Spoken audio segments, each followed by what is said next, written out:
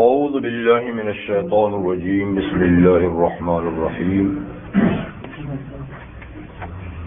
وَإِن كَادُوا لَيَفْتِنُونَكَ عَنِ الَّذِي أَوْحَيْنَا إِلَيْكَ لِتَفْتَرِيَ عَلَيْنَا غَيْرَهُ وَإِذًا لَاتَّخَذُوكَ خَلِيلًا وَلَوْلَا أَن ثَبَّتْنَاكَ لَقَدْ كِدتَّ تَرْكَنُ إِلَيْهِمْ شَيْئًا قَلِيلًا إِذًا لَأَذَقْنَاكَ ضِعْفَ الْحَيَاةِ وَضِعْفَ الْمَمَاتِ ثُمَّ لَا تَجِدُ لَكَ عَلَيْنَا نَصِيرًا وَإِن كَادُوا لَيَسْتَفِزُّونَكَ مِنَ الْأَرْضِ لِيُخْرِجُوكَ مِنْهَا وَإِذًا لَا يَلْبَثُونَ خِلَافَكَ إِلَّا قَلِيلًا سُنَّةَ مَنْ قَدْ أَرْسَلْنَا قَبْلَكَ مِنْ رُسُلِنَا وَلَا تَجِدُ لِسُنَّتِنَا تَحْوِيلًا أَقِمِ الصَّلَاةَ لِدُلُوكِ الشَّمْسِ إِلَى غَسَقِ اللَّيْلِ وَقُرْآنَ الْفَجْرِ إِنَّ قُرْآنَ الْفَجْرِ كَانَ مَشْهُودًا وَمِنَ اللَّيْلِ فَتَهَجَّدْ بِهِ نَافِلَةً لَكَ عَسَىٰ أَن يَبْعَثَكَ رَبُّكَ مَقَامًا مَحْمُودًا صدق اللہ العظیم۔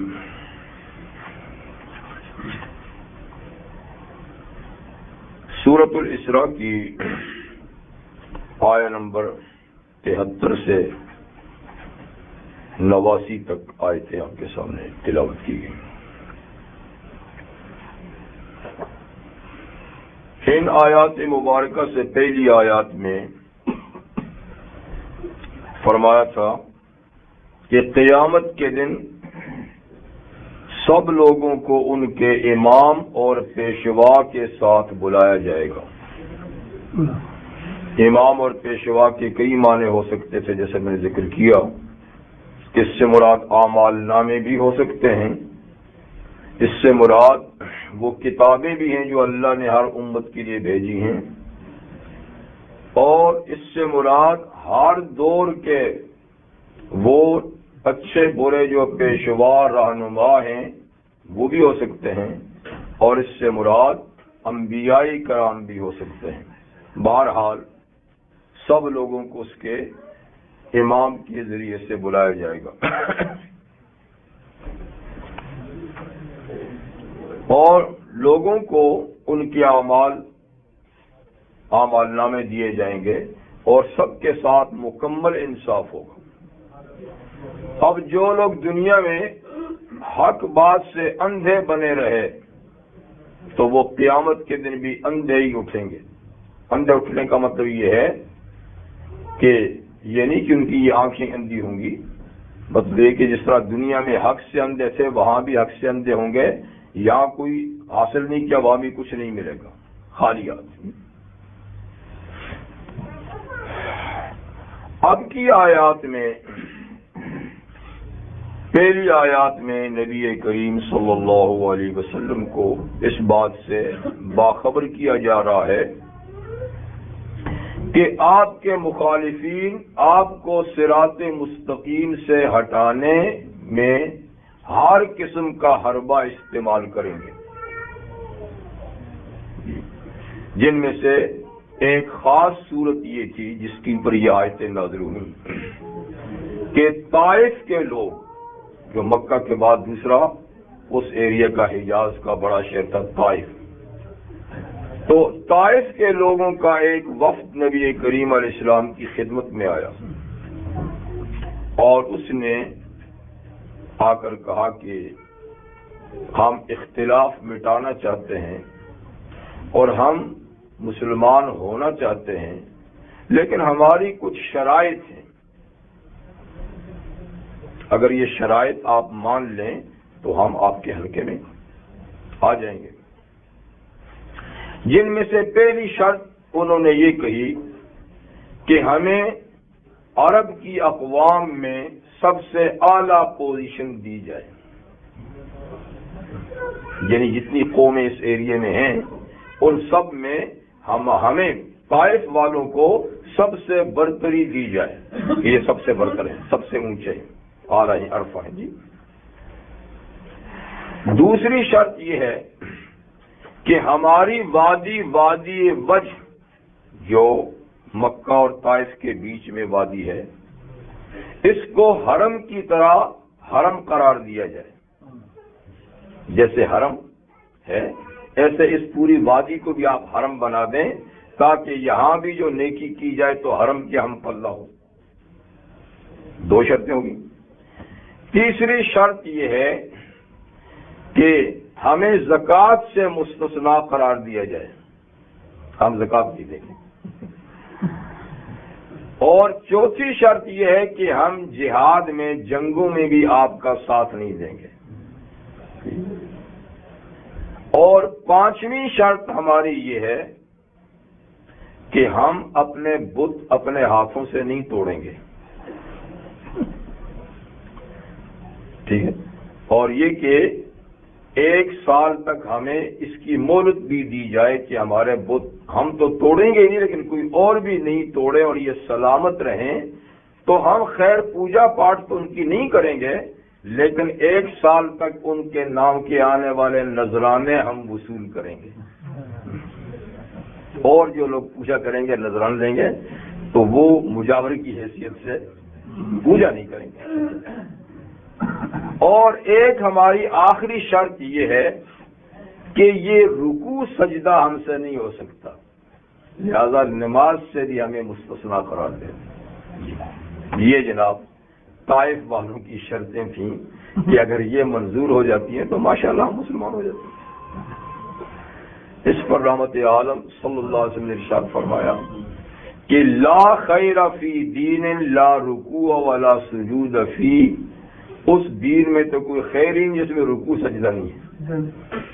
یعنی نماز پوری کی پوری ایک اعلیٰ اور عرفہ عبادت ہے، لیکن نماز کے اندر پھر خاص چیز رکوع اور آخری چیز سجدہ ہے، جس میں یعنی اللہ تعالیٰ کی کے سامنے انتہائی عاجزی پیش کی جاتی ہے. وہ تو رکوع سجدہ ہے، وہ نہیں ہے تو پھر تو عبادت رہی کہاں پر.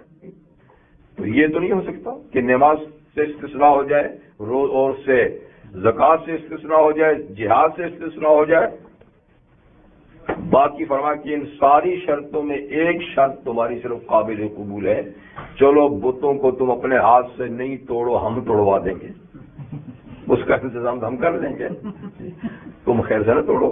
لیکن باقی ایک شرط بھی تمہاری قابل قبول نہیں ہے.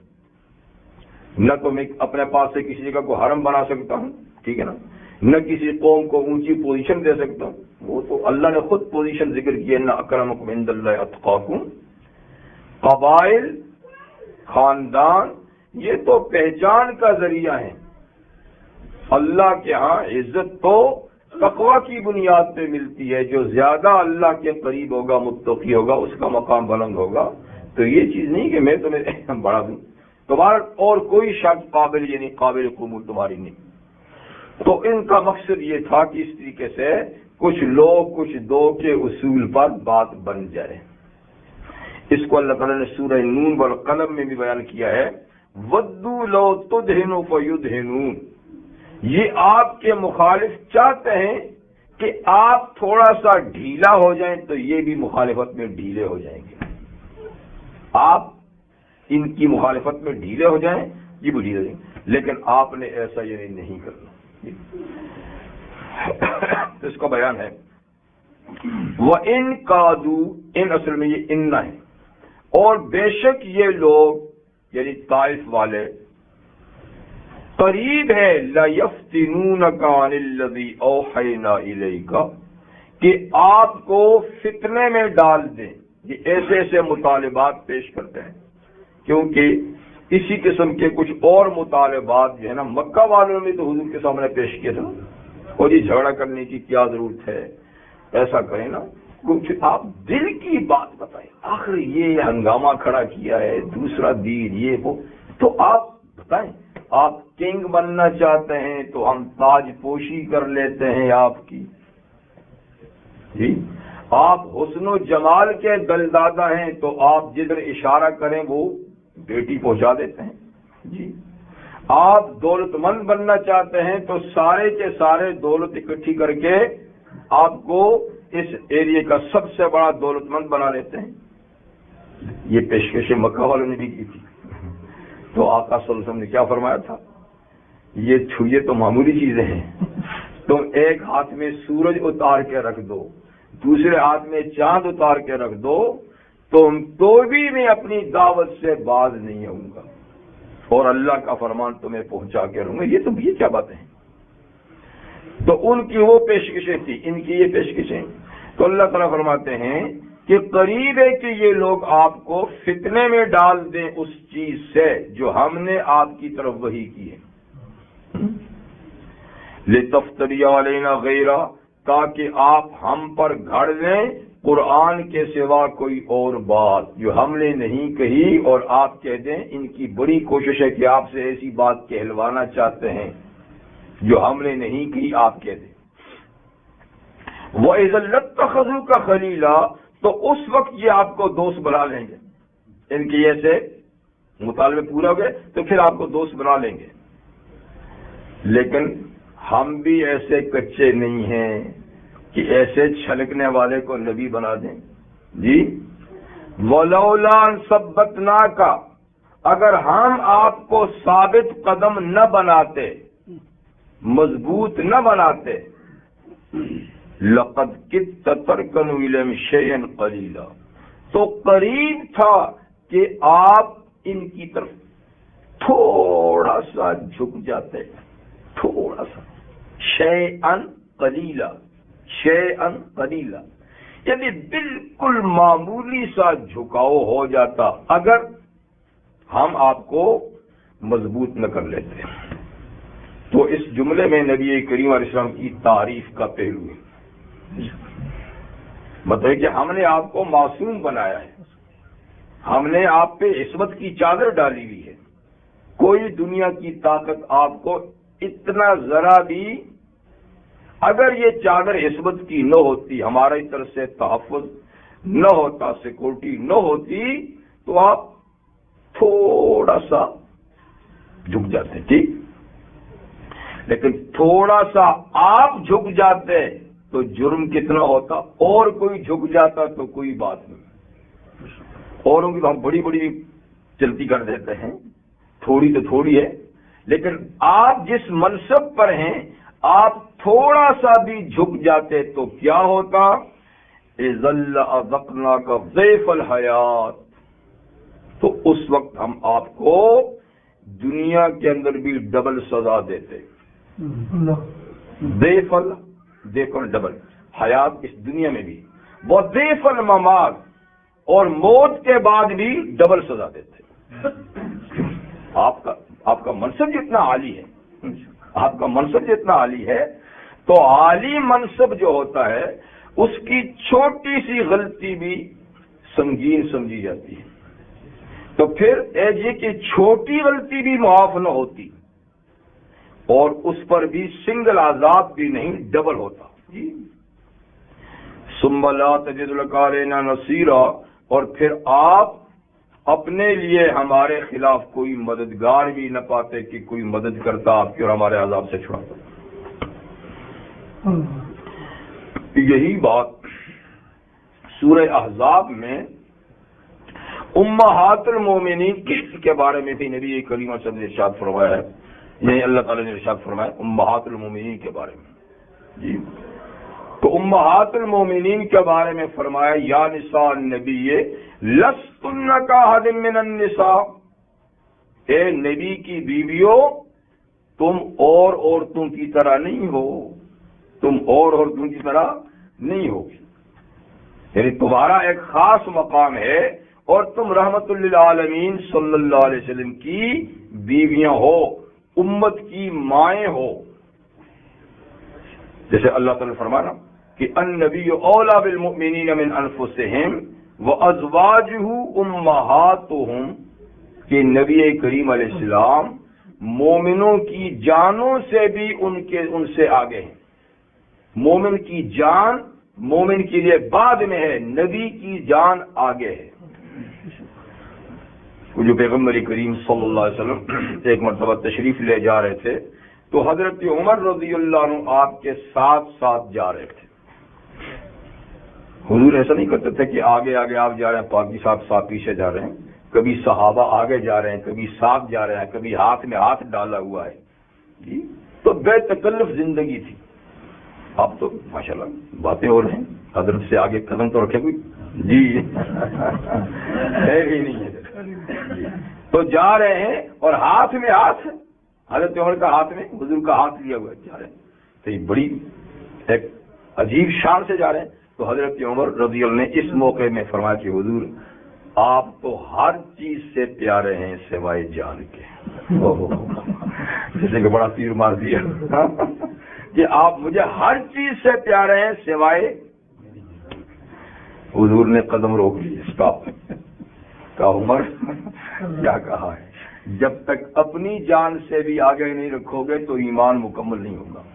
یہ کیا کہہ دیا. تو اسی لمحے بغیر حضور اب تو آپ جان سے بھی آگے، یہ نہیں کہ میں سوچوں گا پھر بتاؤں گا، اسی وقت. تو النبی اولا بالمؤمنین من انفسہم، تو مومنوں کی جان سے بھی نبی آگے ہیں. وہ ازواج امہاتہم، اور ان کی جو بیویاں ہیں نا وہ مومنوں کی مائیں ہیں. تو اسے فرمایا تم اور عورتوں کی طرح نہیں. ان اتقیتن، جی اگر تم تقوی طہارت اختیار کرو گی تو تمہارا بہت اونچا مقام ہے. پھر اسی سلسلے میں اللہ تعالیٰ نے فرمایا یا نساء النبی من یات منکن بفاحشۃ مبینہ یضاعف لها العذاب ضعفین، کہ دیکھو اے نبی کی بیویوں، اگر تم میں سے کسی نے کھلم کھلا بے حیائی کا ارتکاب کیا، گناہ کبیرہ کا ارتکاب کیا، تو سزا بھی تمہیں ڈبل ملے گی. سزا بھی تمہیں. تو یہ ہے مقام. یا حضور سے فرمایا کہ یہ تو اچھا ہے ہم نے آپ کو بچائے رکھا ہے، ورنہ آپ اپنے اس مقام میں تھوڑی سی بھی ان کی طرف جھکاؤ کرتے تو پھر ہم ایک نہیں دو جگہ، دنیا میں بھی آخرت میں بھی، سنگل نہیں ڈبل سزا دیتے. خیر لیکن حضور صلی اللہ علیہ وسلم کا مطالبہ نہیں ماننے کے قابل ہی نہیں تھا. دوسری بات یہ آل مکہ کے سلسلے میں ہے. وَإِن كَادُوا لَيَسْتَفِزُّونَكَ مِنَ الْأَرْضِ، یہاں بھی ان کے معنی میں ہے. یقیناً یہ مشرکین مکہ بھی ایسے ہیں کہ لَيَسْتَفِزُّونَكَ مِنَ الْأَرْضِ، یہ چاہتے ہیں کہ آپ کو سرزمین مکہ سے ہلا کر رکھ دے، نکال کر رکھ دے.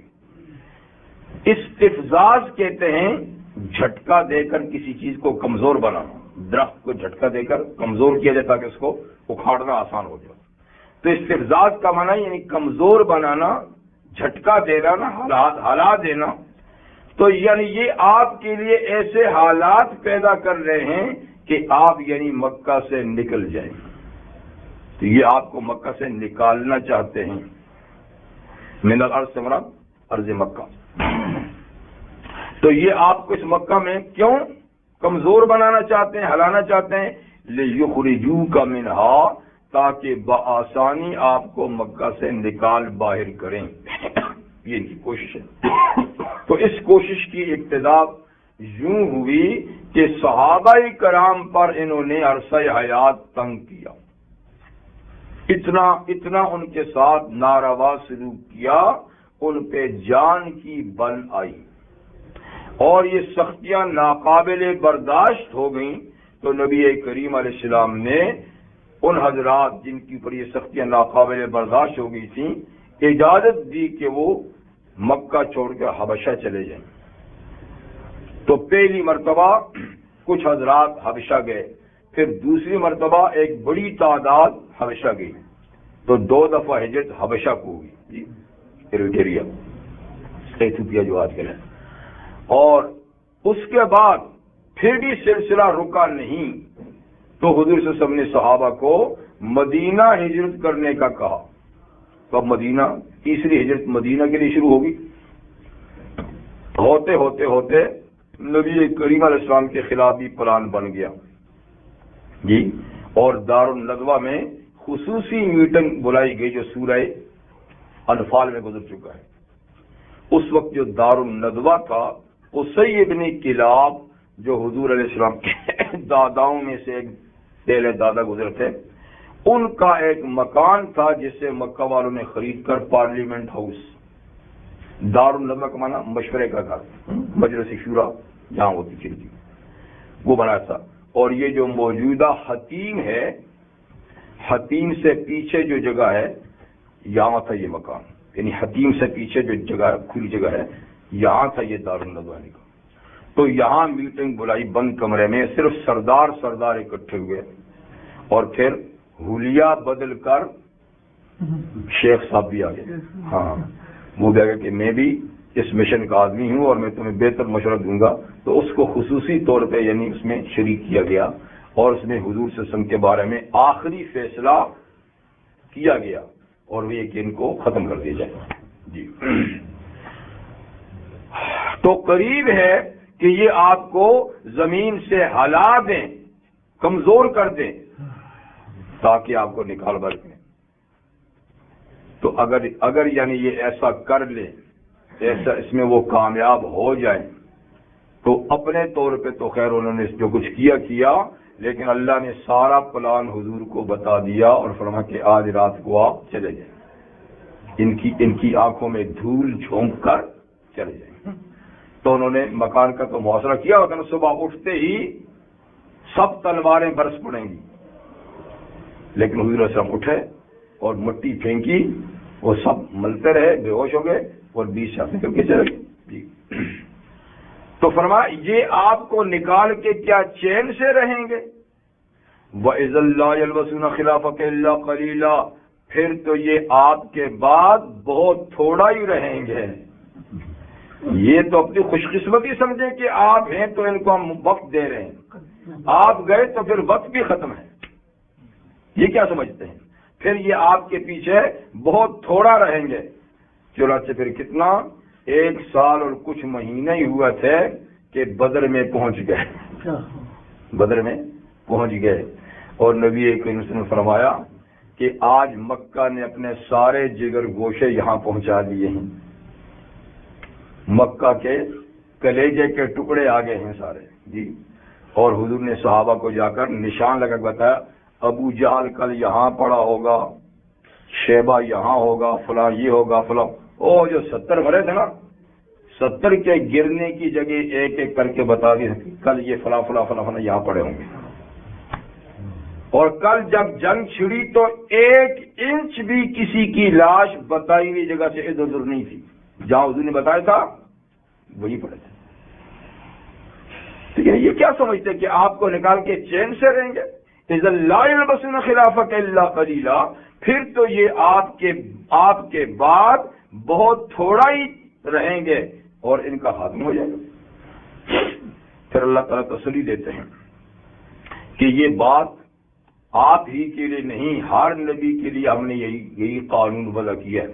سنت من قد ارسلنا قبلک من رسلنا، یہ قانون ہے ان کا بھی جو ہم نے آپ سے پہلے رسول بھیجے تھے، کہ جب ہم نے رسولوں کو وہاں سے نکالا پھر ان لوگوں کو ہم نے نہیں چھوڑا، اسی وقت تک رہ کہ جب نبی ان میں رہا، جب نبی نکلا تو ہم نے نہیں چھوڑا. تو یہ قانون تو پچھلے انبیاء کرام میں بھی چلتا رہا، تو ان پہ بھی لاگو ہوگا. وَلَا تَجِدُ لِسُنَّتِنَا تَحْوِيلًا، اور آپ ہمارے اس قانون میں کوئی تبدیلی نہیں پائیں گے، تو وہ ان پہ بھی لاگو ہوگا. اس کے بعد کی آیت میں 2 آیتوں میں حق تعالی شانہ ان مشکلات پر قابو پانے کے لیے علاج تجویز فرماتے ہیں جو مشکلات نبی کریم صلی اللہ علیہ وسلم اور صحابہ کرام کو دشمنوں کی طرف سے مل رہی تھی. تو جب تک آپ کے لیے یہ مشکلات کا دور ہے تو آپ مشکلات پہ یعنی قابو کیسے پائیں جی، تو اس کا علاج یہ ہمارے لیے بھی ہے. جی اقیم الصلاۃ، جب مشکل آن پڑے تو آپ نماز پڑھیں.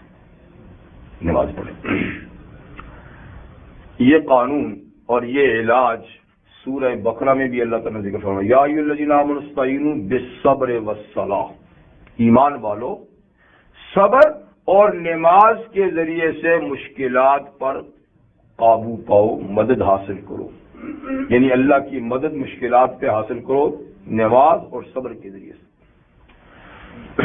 اصل میں نماز اور صبر، نماز خود صبر کا مجموعہ ہے۔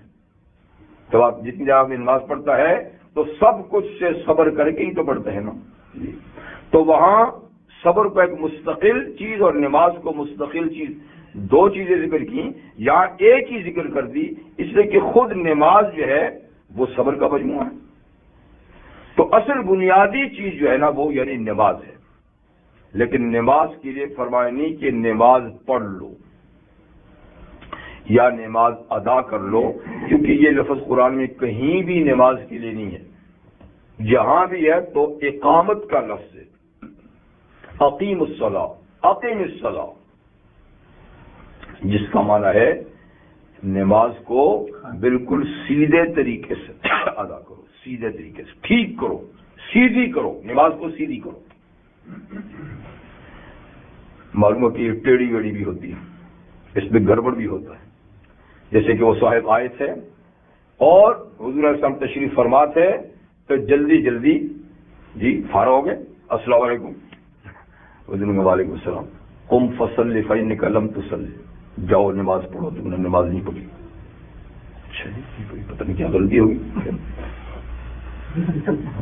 السلام علیکم، حضور نے فرمایا وعلیکم السلام، قم فصلی فإنک لم تصلی، پھر چلا گیا جاؤ، تیسری جواب پھر سلام، آپ نے جواب دیا، اب کا پھر اس نے کہا حضور بس مجھے تو یہی کچھ آتی تھی جو بار بار پڑھی ہے، اس سے زیادہ اچھی تھی، اگر اس سے کوئی زیادہ اچھی ہے تو آپ مجھے بتائیے۔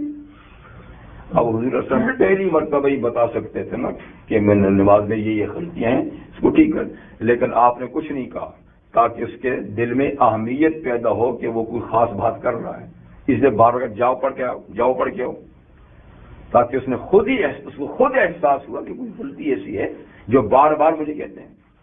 تو پھر حضور صلی اللہ علیہ وسلم نے اس کو کہا کہ اس طریقے نماز اطمینان اور سکون کے ساتھ پڑھی جاتی ہے، تکبیر کو سکون سے کھڑے ہو، اس میں اللہ تعالیٰ کی حمد و ثنا کرو، سورہ فاتحہ پڑھو، جو قرآن تمہیں یاد ہے وہ پڑھو جی، اور پھر اطمینان سے رکوع میں جاؤ۔ اصل غلطی یہاں تھی جی، اطمینان سے، اور پھر اطمینان سے کھڑے ہو، پھر اطمینان سے سجدہ کرو، پھر اطمینان سے بیٹھو، پھر سکون سے سجدہ کر، تو اس طریقے سے ساری نماز، تو یہ اقامت ہے، ٹھیک ہے۔ ابو بکر صدیق کہتے ہیں جب نماز کے لیے کھڑے ہوتے تھے تو جیسے کہ خشک لکڑی ہوتی ہے، کوئی حرکت ہی نہیں بالکل جی۔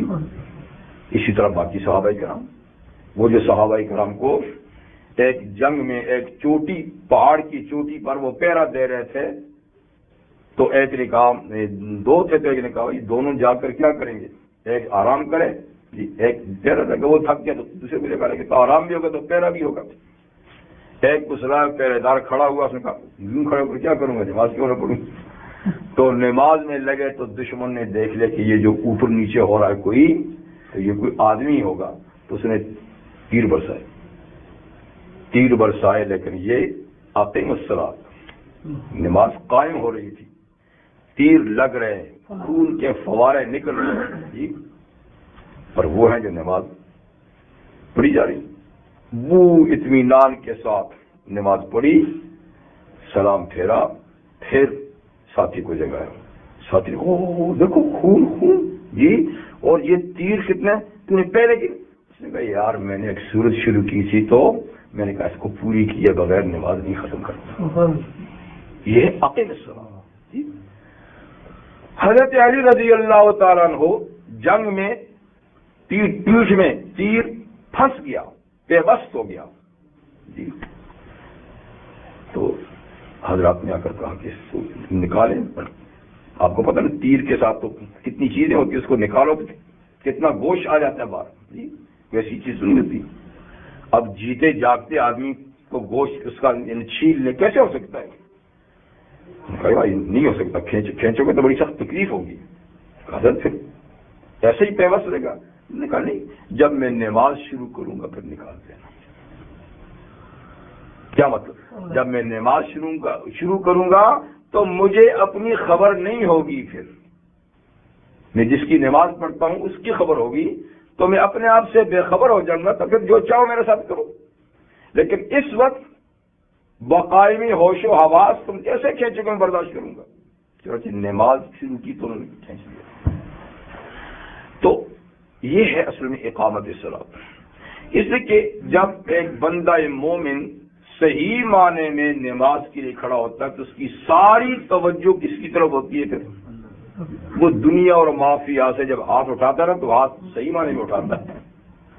ہم تو رسمی اٹھاتے ہیں نا، پھر اٹھاتے ہی رہتے ہیں لیکن وہ نہیں اٹھتے. وہ ایک ہی دفعہ اٹھاتے ہیں تو ایسا اٹھاتے ہیں کہ اب ادھر کی خبر نہیں ہے. تو جب یہ بات ہو نا تو پھر دل میں جتنی بات ہوگی نا وہ نکل جائے گی، کیونکہ جب دوسری بات ڈلے گی تو دل ایک ایسی چیز ہے کہ بیک وقت دو چیزیں قبول نہیں کرتا.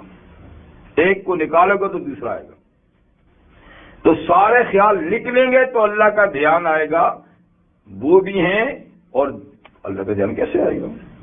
تو اس لیے وہ لوگ جب نماز پڑھتے تھے نا تو اگلی ساری چیزیں برتن سے نکل جاتی تھی. تو سارا خوف، سارے خطرات. اور ہم نماز پڑھ کے بھی پریشان اس لیے رہتے ہیں کہ برتن میں سب کچھ پہلے سے پڑا ہوا ہے، اوپر ڈالتے کیا چیز تو پہلے سے بھرا ہوا ہے، نکالے ہی کچھ نہیں. تو اقیم الصلاۃ، نماز قائم کرے، کیونکہ نماز تمام عبادات میں سب سے زیادہ اللہ کے قریب بناتی ہے. جی، اور جو بندہ جتنا اللہ کے قریب ہوگا اتنا ہی اللہ تعالیٰ کی اس کو مدد حاصل ہوگی مشکلات میں. تو سب سے یہ زیادہ قریب کرتی ہے، تو جو زیادہ قریب ہوگا وہ زیادہ بچ جائے گا. تو نماز اسلام کے فرائض اسلام میں سب سے اہم ترین یعنی فرض ہے. نماز کے اوقات آپ کو پتہ ہے کہ نمازیں تو 5 ہیں، فرض نمازیں جی، جو لیلۃ المعراج میں فرض ہوئی. اس سے پہلے ایک زمانے تک ساری رات کی نماز تھی، یا المزمل قم اللیل، ساری رات. پھر سال بھر کے بعد جتنا قیام کر سکتے ہو رات اتنا ہی کرو، ساری رات ختم ہوگی، جتنا کر سکتے ہو اتنا ہی کرو. پھر چل کے 2 نمازیں صبح اور شام کی، پھر تھوڑا سا چل کے 3 نمازیں ہوگی، لیکن لیلۃ المعراج میں 5 نمازیں ہوگی. تو 5 نمازیں فرض ہیں، ٹھیک ہے نا. ان کے اوقات بھی بتائے گئے ہیں، تفصیلات بھی بتائی گئی ہیں. تو یہاں بتاتے ہیں لدلوک الشمس، اقیم الصلاۃ لدلوک الشمس. دلوک دل کا معنی ہے زوال، یعنی سیدھا چل کر تھوڑا سا جھک جانا، اس کو کہتے ہیں دلوک، جس کو ہم زوال کہتے ہیں جی، ڈھلنا. تو نماز قائم کریں سورج ڈھلنے سے لے کر، سورج ڈھلنے سے یعنی زور کی نماز، زور کا وقت دلوک الشمس سے شروع ہوتا ہے، الی غسق اللیل، رات کے اندھیرے تک. غسق اندھیرا، تو اس کا یہ مطلب تو نہیں ہے نا کہ آپ ڈھلتے شروع کریں اور وہاں پھر جا کے سلام پھیریں. یہ 5-6 گھنٹے کی نماز تو نہیں ہے نا، ظاہر بات ہے. اس سے مراد 4 نمازیں ہیں جو دلوک الشمس سے شروع ہوگی غسق اللیل تک، جو ہے اس میں ایک نماز نہیں بلکہ اس میں 4 نمازیں ہیں. جیسے عبداللہ ابن عباس رضی اللہ عنہ فرماتے ہیں کہ اس میں 4 نمازوں کا اشارہ ہے، زور، عصر، مغرب، عشاء. اشارہ ہے، صراحت تو نہیں، اشارہ ہے، کیونکہ اس پورے وقت میں ایک نماز تو نہیں ہے جی. اور 5ویں نماز وہ قرآن الفجر، اور فجر کی نماز میں قرآن پڑھیے.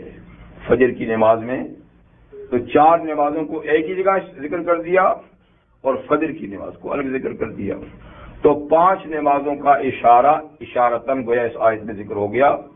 اور دیگر آیات میں بھی 5 نمازوں کا اشارتاً ذکر ہے لیکن صراحتاً نہیں جی۔ اور پھر یہ کہ 5 نمازوں پر نبی کریم صلی اللہ علیہ وسلم کی کئی احادیث بھی دلالت کرتی ہیں، جیسے وہی معراج والی یعنی حدیث میں واقع میں کہ یعنی گھٹتے گھٹتے 5 رگی 50 سے، تو اللہ نے فرمایا ذالک خمسن و ذالک خمسین، یہ رہ تو گئی ہیں 5 پر، یہ ثواب میں 50 ہی ہے۔ تو اسی طریقے سے حضرت معاذ بن جبل رضی اللہ عنہ کو جب یمن کا گورنر بنا کر بھیجا تو حضرت نے جو ان کو اور وصیتیں کی، تو ایک وصیت یہ بھی کی کہ معاذ جب جاؤ تو وہاں اہل کتاب بھی رہتے ہیں یہود و نصارہ، تو سب سے پہلے ان کو توحید کی دعوت دینا۔ حالانکہ توحید یعنی اللہ کو یہود و نصارہ مانتے ہیں لیکن ان کا وہ ماننا نہ ماننے جیسا ہے، اس لیے ان کو توحید کی دعوت دینا۔ جب وہ اللہ کو پہچان لیں یعنی صحیح توحید کے عقیدے پہ آ جائیں تو پھر ان کو یعنی احکام بتانا، اور پھر بتانا کہ 5 نمازیں اللہ نے فرض کی ہیں دن رات میں۔ تو دیکھا 5 نمازیں، اور بھی کئی احادیث میں 5 نمازوں کا ذکر ہے، اور قرآن مجید کی آیات میں اس کا اشارات یعنی موجود ہیں، تو امت کا اس پر اجماع اور اتفاق ہے کہ فرض نمازیں 5 ہیں۔ پھر یہ 5 نمازیں ایسی ہیں کہ اس میں امت کا کوئی اختلاف نہیں، یعنی ان کی تعداد رکعات میں، ان کے طریقہ ادائیگی میں امت کا کوئی بڑا اختلاف نہیں۔ ساری امت کے جتنے مسالک اور مذاہب ہیں وہ سب متفق ہیں کہ فجر کے فرض کتنے ہیں، زور کے کتنے ہیں، عصر کے 4، مغرب کے 3، عشاء کے 4، سب اس پہ متفق ہیں۔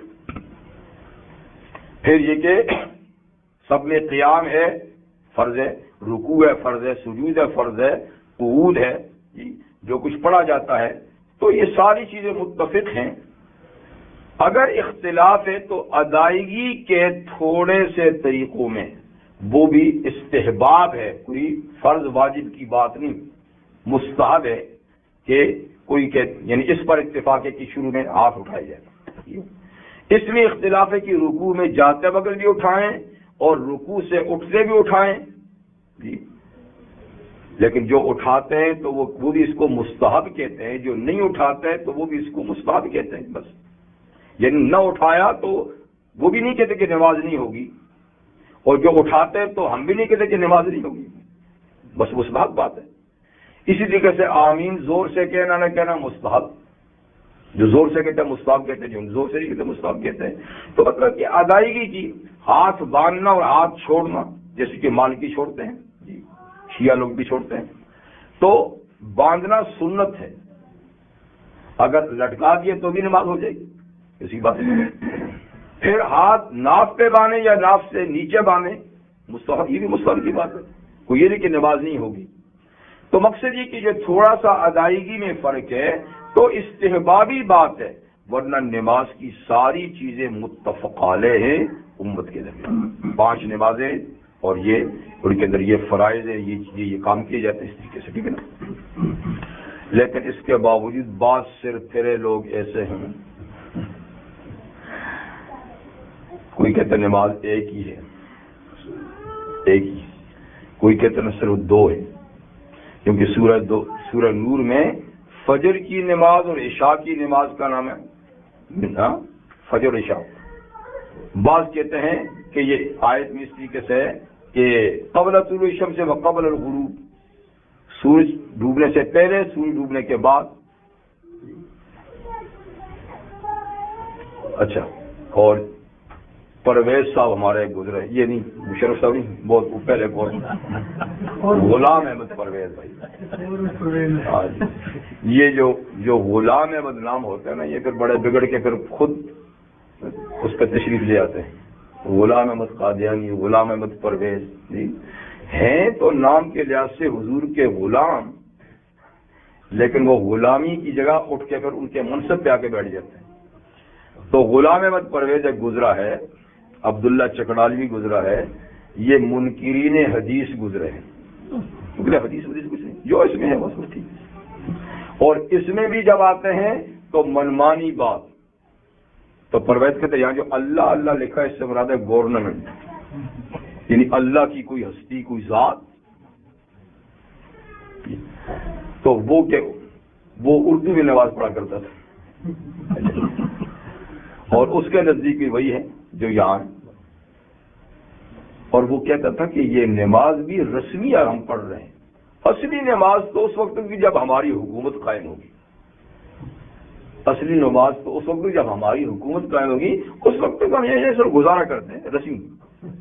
عجیب بات ہے. حضور تو حکومت نہیں تھی تو بھی نماز پڑھتے تھے مکہ میں, کیونکہ وہاں فرض ہوئی ہے نا. صحابہ بھی پڑھتے رہے اور اس کی نماز حکومت قائم ہونے کے بعد ہوگی. تو ہمارے تماشے ہیں, انہوں نے بھی تماشے دکھائے اور تماشبین بھی ان کے پیچھے کئی چل پڑتے ہیں. لیکن بات یہ ہے کہ نمازیں 5 ہیں, قرآنی آیات کے اشارات سے اور احادیث میں صراحت سے 5 نمازیں. ٹھیک ہے. حضرت عمران ابن حسین رضی اللہ عنہ ایک ذیل قدر صحابی ہیں, 30 سال بستر پر بیمار رہے. 30 سال بستر پہ پڑے رہے, سائر فراش, یعنی ایسی بیماری تھی. لیکن چہرہ بالکل حشاش بشاش, جیسے چہرے سے لگ رہا تھا کہ کبھی بیماری ہوئی ہی نہیں ہے, لیکن بستر سے اٹھ نہیں سکتے تھے. خیر, ان کے پاس ایک صاحب آئے تو انہوں نے ایسی ہی بات کی کہ حضرت قرآن مجید میں تو یہ آ رہی ہے نا, مقام محمود کی ایک آیت ہے کہ حضور علیہ السلام کو قیامت کے مقام محمود کا اللہ فائز کریں گے. آپ لوگ اس میں شفاعت کبریٰ کی باتیں بھی کرتے ہیں, وہ کہاں ہے؟ یہ بھی جیسے کہ, لیکن وہ بیچارہ غلطی کی وجہ سے, یہ تو جان بوجھ کے ہے نا, تو وہ غلطی کیسے ہے کہ مقام محمود کا ذکر تو ہے, تو آپ اس کے ساتھ یہ کہ حضور صلی اللہ علیہ وسلم یعنی مقام محمود میں شفاعت کبریٰ کریں گے, تو اس کا تو ذکر یہاں پر نہیں ہے, یہ کیسا ہے؟ تو آپ اس کے سوال پہ ہی ناراض ہوئے, کیونکہ سوال سے حدیث کے انکار کی بو آ رہی تھی, تو ناراض ہوئے. اور ناراض ہونے کے بعد آپ نے اس کو کہا میاں نہیں, یہ مجھے بتا کہ قرآن میں فجر کی 2 رکعتوں کا ذکر ہے, ظہر کی 4, عصر کی 4, مغرب کی 3, عشاء کی 4 کا کوئی ذکر ہے؟ کہا وہ تو نہیں ہے. کہا پھر یہ تم کیسے پڑھتے ہو؟ اس لیے پڑھتے ہو نا کہ تم نے یہ طریقہ نماز کا اور یہ رکعتیں ہم سے سیکھی ہیں اور ہم نے حضور سے سیکھی تھی. ٹھیک ہے نا, قرآن میں تو نہیں ہے. پھر آپ نے فرمایا قرآن میں زکوٰۃ کا ذکر ہے, پر سونے کا نصاب کتنا ہے, چاندی کا کتنا ہے, گھوڑوں کا کتنا ہے, اونٹوں کا کتنا ہے, گائے کا کتنا ہے جی. اور قرآن مجید میں یہ تو ہے کہ زمین کی پیداوار سے عشر دو, پر کتنی پیداوار پر دو, کن کن میں دو؟ کہ یہ چیزیں تم نے ہم سے سیکھی ہیں؟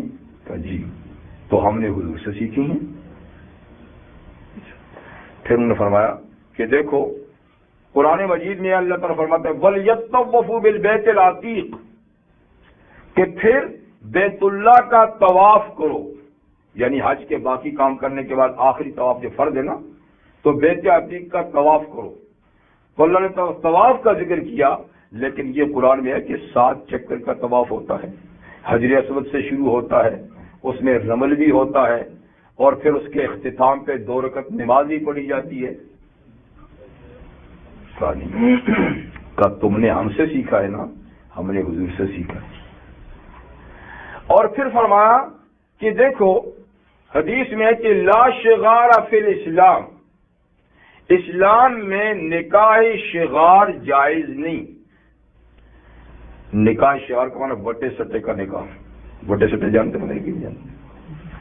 کچھ جانتے کچھ نہیں جانتے. ادلے بدلے کا نکاح, اب تو سمجھے ہوں گے, یہ بھی شاید نہیں سمجھے ہوں گے. وہ اس طرح کہ ایک آدمی فرض کہتا ہے دوسرے آدمی کو کہ آپ اپنی بیٹی یا بہن یا کسی عزیزہ کا نکاح مجھ سے کر دو, میں اپنی بیٹی بہن یا عزیزہ کا نکاح تم سے کر دیتا ہوں، اور بیچ میں مہر نہیں، یہ لڑکی اس لڑکی کا مہر، وہ لڑکی اس لڑکی کا مہر، اس کو نکاح شغار کہتے ہیں۔ بٹا سٹا یہی ہے کہ مہر نہیں، لڑکیاں ہی مہر ہیں، یہ لڑکی اس لڑکی کا مہر ہو جائے گی، وہ ٹھیک ہے نا، تو اس کی اسلام میں گنجائش نہیں۔ حدیث ہے، یعنی اس پہ عمل تو تم کرتے ہو، لیکن قرآن میں نکاح شغار کی ممانعت کا کوئی ذکر ہے؟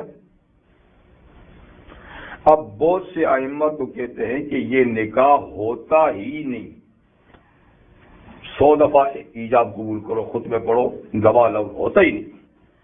البتہ امام ابو حنیفہ رحمہ اللہ فرماتے ہیں کہ نہیں، ہو جاتا ہے، لیکن یہ کہ مہر دینا ہی پڑے گا، لڑکی کا مہر نہیں بنے گی، مہر مثل دینا پڑے گا۔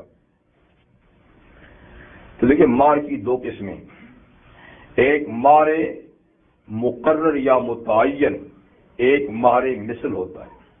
یعنی اگر مہر مقرر کر دیا ہے نا نکاح کے وقت یا نکاح کے بعد، تو پھر تو وہی ہے۔ اگر کسی نے نکاح کیا اور مہر اس وقت متعین نہیں کیا یا مہر کا ذکر نہیں کیا، ٹھیک، تو بعد میں جھگڑے کی صورت میں اگر بعد میں دونوں راضی ہو جائے کسی بات پہ تو ٹھیک ہے، راضی نہ ہو تو مہر مثل دینا پڑتا ہے۔ مہر مثل کا مطلب ہوتا ہے کہ اس لڑکی کی خاندان کی جو لڑکیاں ہیں، جو اسی کے ہم پلہ لڑکیاں ہیں، ان کے جتنے مہر ہیں وہ مہر اس لڑکی کا بھی ہوگا۔ تو امام صاحب کہتے ہیں کہ جو ایسا نکاح کرتے ہیں، نکاح ہو جاتا ہے لیکن مہر لڑکی کا نہیں ہوگی، بلکہ مہر مثل، یعنی دونوں لڑکیوں کے خاندان میں ان لڑکیوں کی ہم پلہ لڑکیوں کی جو مہر ہے نا وہ دینے پڑے گا۔ تو اس نے کہا ہاں یہ بات ہے، تو اس نے کہا بھائی بات یہ ہے کہ اللہ تعالیٰ نے قرآن میں ایک بات سمجھا دی ہے، قرآن جزیات کی کتاب نہیں، اس میں تو کلی قوانین ہیں، بڑی بڑی باتیں ہیں، اس کی تشریح، اس پہ عمل کرنا، اس کے جزیات سمجھانا، یہ تو اللہ نے اپنے نبی کی ڈیوٹی لگائی۔ اور سورہ حشر میں فرمایا ہے ما آتاکم الرسول فخذوہ، جو کچھ تم کو اللہ کا رسول دے احکامات اس کو لو، وما نہاکم عنہ فانتہوا، اور جس سے اللہ کا نبی روک دے اس سے باز آ جاؤ۔ تو یہ قاعدہ کلیہ ہے، اس لیے ہر بات کو قرآن میں آپ تلاش کرو گے تو وہ نہیں ملے گی اور یوں دین ہی نہیں رہے گا۔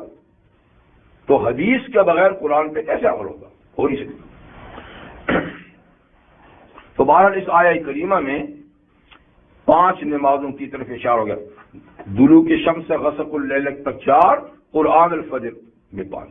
اب قرآن الفجر غیر فجر کی، حالانکہ قرآن تو باقی نمازوں میں بھی پڑھا جاتا ہے، لیکن فجر کی نماز کے ساتھ قرآن کا ذکر اس لیے کیا کہ مسنون قرات فجر کی نماز میں دوسری نمازوں سے ذرا لمبی ہوتی ہے۔ حضور اسلام 60 سے 100 تک آیتیں فجر کی نماز میں تلاوت فرماتے تھے، یعنی باقی نمازوں میں قرات مختصر اور فجر کی نماز میں قدرے لمبی ہوتی ہے، اس لیے کہ اس کی رکعتیں تھوڑی ہیں، تو رکعتیں تھوڑی ہیں تو قرات لمبی کر کے لیول آ جائے۔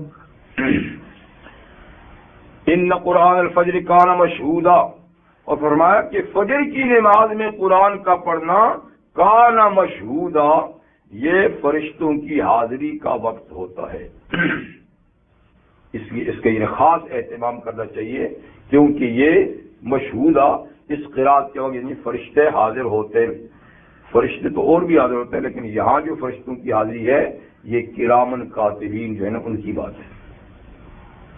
تو یہ تو فجر کی نماز، اور عصر کی نماز بھی مشہود ہے، اس لیے عصر کی نماز کا سورہ بقرہ میں حافظ علی الصلوات والصلاۃ الوسطی، سب نمازوں کی کڑی نگرانی کرو، حفاظت کرو، لیکن درمیانی نماز خاص طور پر، اس لیے کہ ایک تو یہ کہ اس کے ضائع ہونے کے چانس زیادہ ہوتے ہیں، مصروفیت کا وقت ہوتا ہے، اور دوسرا اسی لیے زیادہ خیال کرو کہ وہاں بھی فرشتوں کی ڈیوٹی بدلتی ہے، جو دن کے نامہ عمل لکھنے والے آتے ہیں جی تو وہ عصر کو جاتے ہیں، رات والے عصر کو آتے ہیں، اور پھر رات والے فجر میں چلے جاتے ہیں،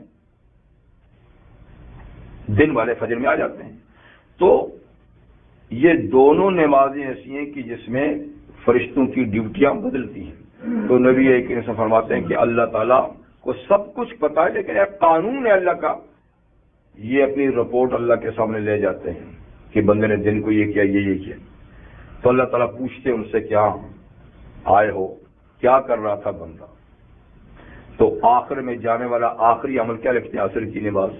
یا اللہ، آخر میں گئے تھے تو فجر کی نماز پڑھ رہا تھا، آئے تھے تو عصر کی نماز پڑھ رہا تھا۔ بیچ کے بھی ساری رپورٹ ہوتی ہے، لیکن اول آخر دو نمازیں۔ اسی طریقے سے رات کے فرشتے بھی یہ لکھتے ہیں، دن کے فرشتے بھی۔ تو دونوں کی ڈائریوں میں یہ نماز ہوتی ہے۔ نماز تو آپ نے ایک ہی پڑھی ہے، پر دونوں نے لکھی۔ وہ کہتے ہم آئے تھے تو نماز پڑھ رہا تھا، یہ کہتے ہم جا رہے تھے تو نماز پڑھ رہا تھا۔ تو ان قرآن الفجر کان مشہودا وَمِنَ اللَّيْلِ فَتَہجد بِهِ، اور رات کے وقت فتہجد بِهِ، تو آپ نماز کے لیے اٹھا کریں۔ تہجد اور ہجود کا معنی ہے رات کو سو کر اٹھنا۔ اس جو رات کو سو کر اٹھنے کے بعد نماز پڑھی، اس لیے اس کو نماز تہجد کہتے ہیں، یعنی سو کر اٹھا ہے۔ تو تہجد کا معنی سو کے اٹھنا۔ جی تو رات میں فتہجد بھی، نماز کے لیے اٹھیں۔ نافلۃ لک، یہ نماز آپ کے لیے ایک مزید نماز ہے۔ نافل نفل سے ہے، نفل کہتے ہیں زائد کو، اس لیے فرض نماز کے علاوہ جو اللہ نے مقرر کی ہے دوسری نمازوں کو نفل کہتے ہیں، یعنی یہ زائد ہے، فرض نہیں، فرض سے زیادہ عبادت ہے۔ تو نفل کا اطلاق سنتوں موقع صورت میں بھی ہوتا ہے جی، اور عام نوافل پہ بھی ہوتا ہے، سب نفل ہے کیونکہ فرض نہیں ہے نا۔ تو فرض کے علاوہ ہر نماز پر سنت کا یعنی نفل کا اطلاق ہوتا ہے۔ تو نافلۃ لک کا معنی یہاں اگر لغوی کریں تو اس کا مطلب یہ ہے کہ یہ آپ کے لیے زائد نماز ہے۔ تو محققین علماء کا اس میں اختلاف ہے کہ یہاں خطاب حضور کو ہے، یہ نماز تو نفل سب امت کے لیے بھی ہے، موجب ثواب ہے، اور حضور صلی اللہ علیہ وسلم نے فرمایا کہ فرض نمازوں کے بعد نوافل میں سب سے زیادہ افضل تہجد کی نماز ہے، تو امت کے لیے بھی ہے۔ لیکن یہاں خطاب امت کو نہیں ہے، حضور کو ہے خاص طور پہ۔ تو بعض کہتے ہیں کہ حضور کے لیے فرض تھی، کیونکہ شروع سے تو فرض سب کے لیے امت کے لیے بھی تھی نا، بعد میں 5 نمازیں جب فرض ہوں گی تو امت سے تہجد کی فرضیت ہٹا دی، نفل رہ گیا، لیکن کہتے ہیں کہ حضور کے لیے پھر بھی فرض تھی۔ تو پھر یہاں نفل کا معنی زائد، یعنی 5 فرائض سے ایک زائد فرض ہے آپ کے لیے رات کا اٹھنا۔ لیکن بعض اہل علم کہتے ہیں کہ نہیں، حضور کے لیے بھی نفل ہی ہوگی تھی اور فرض نہیں تھی، بس 2 قول ہیں۔ تو نافلۃ لک، یہ آپ کے لیے نفلی نماز یا آپ کے لیے فرضوں کے علاوہ ایک زائد فرض۔ آسان یبعثک ربک مقاما محمودا، قریب ہے کہ آپ کا رب آپ کو اٹھائے گا قابل تعریف مقام میں، مقام محمود، تعریف کیے ہوئے مقام میں۔ تو گویا اس مقام کے حاصل کرنے میں تہجد کی نماز کا بہت بڑا رول ہوگا، اس لیے آپ اس کو پڑھیں۔ اس کے پڑھنے سے وہ مقام محمود آپ کو اللہ تعالیٰ نصیب فرمائیں گے، جو تنہا آپ ہی کے لیے ہوگا، اس مقام پہ کوئی اور فائز نہیں ہوگا۔ ویسے بھی اس نماز کے بارے میں یعنی سورہ مزمل میں بھی کافی تفصیل ہے، اور سورہ الف لام میم تنزیل میں بھی اس کا ذکر ہے کہ اللہ تعالیٰ کے خاص بندوں کی یہ خاص علامت اور خاص نشانی ہے۔ مقام محمود کیا ہے؟ تو مقام محمود کا لغوی معنی ہے، مقام کا معنی کھڑے ہونے کی جگہ، اور محمود کا معنی تعریف کی جگہ، یعنی ایک ایسی جگہ جو قابل تعریف ہے اور جہاں قیام ہوگا۔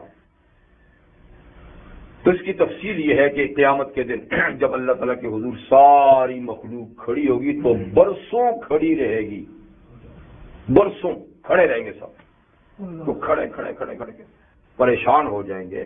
پھر لوگ ایک دوسرے سے کہیں گے کچھ ہو نہیں رہا, کسی جانب کوئی فیصلہ نہیں ہو رہا, تنگ آ گئے کھڑے کھڑے. تو پھر آپس میں کہیں گے کہ کسی صاحب کے پاس جاتے ہیں کہ وہ ہم تو کچھ نہیں کہہ سکتے, وہ اللہ کی حضور درخواست پیش کریں کہ ہمارا کوئی فیصلہ ہو ادھر ادھر کا. تو سوچ بچار کرنے کے بعد کہیں گے کہ اس سے بہتر کون ہو سکتا ہے جو آدم علیہ السلام سب سے زیادہ موزوں ہیں کہ اللہ تعالیٰ نے اپنے دست قدرت سے بنایا ہے اور خلیفہ بنایا ہے, پہلے انسان ہیں, انسانیت کے باپ وغیرہ. ان کے پاس جاتے ہیں, تو ان کے پاس جائیں گے, ان سے درخواست کریں گے, تو وہ معذرت کریں گے کہ نہیں میں اس کا آل اس وقت نہیں ہوں. وہ کہیں گے کہ تم نوح علیہ السلام کے پاس جاؤ. خیر ان کے پاس جائیں گے, وہ کہیں گے ابراہیم کے پاس جاؤ, وہ ان کے پاس جائیں, وہ کہیں گے کہ موسیٰ کے پاس جاؤ, وہ کہیں گے عیسیٰ کے پاس جاؤ, وہ کہیں گے میں بھی نہیں کر سکتا اور تم محمد رسول اللہ کے پاس جاؤ.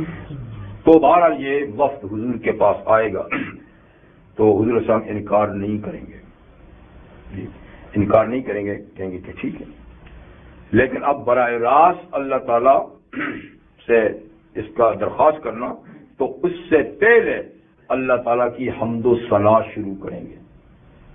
حمد و ثنا اور کتنی دیر, اس میں بھی مختلف روایتیں, ہفتہ 2 ہفتہ 10 سال تک کی روایتیں, 10 سال تک حضور سجدے میں پڑے رہیں گے, حمد و ثنا کریں گے. اور اللہ کے ان ناموں کے ساتھ کہ جو نام اب تک اللہ نے نہیں بتائے تھے دنیا میں, اسی وقت حضور کے دل میں وہ اپنے نام ڈالیں گے کہ ان ناموں سے میری تعریف کریں گے. تو اللہ تعالیٰ کے ایسے نام بھی ہیں جو کسی کو بھی نہیں بتائے, تو اس وقت ان ناموں سے اللہ تعالیٰ کی حمد و ثنا کریں گے. اسی کا نام, اسی موقع کا نام کیا ہے؟ مقام محمود, یعنی جہاں اللہ کی تعریف کی جائے گی. حضور کھڑے ہو کے تعریف کریں گے تو سجدہ کریں گے طویل, اور پھر اللہ تعالیٰ فرمائیں گے یا محمد ارفع راسک, اے محمد سر اٹھاؤ. سل توتا وشفا تو شفا, مانگیے جو آپ مانگیں گے آپ کا سوال پورا کیا جائے گا, سفارش کیجیے آپ کی سفارش قبول کی جائے گی. تو اس وقت آپ ساری انسانیت کے لیے حساب کتاب شروع کرنے کی درخواست کریں گے. اس کا نام ہے شفاعت کبریٰ, یعنی وہ سب سے بڑی شفاعت ہوگی ساری خلقت کے لیے کہ ان کا حساب شروع کیا جائے. اس کے علاوہ پھر اور بھی آگے سفارشیں ہوں گی. تو یہ ہے مقام محمود, جہاں حمد و ثنا کرنے کے بعد یہ سفارش کریں گے, اور یہ شفاعت کبریٰ. سبحانک اللہم بحمدک اشہد ان لا الہ الا اللہ استغفرک و اتوب الیک. ربنا وفقنا لما تحب وترضى الى خير.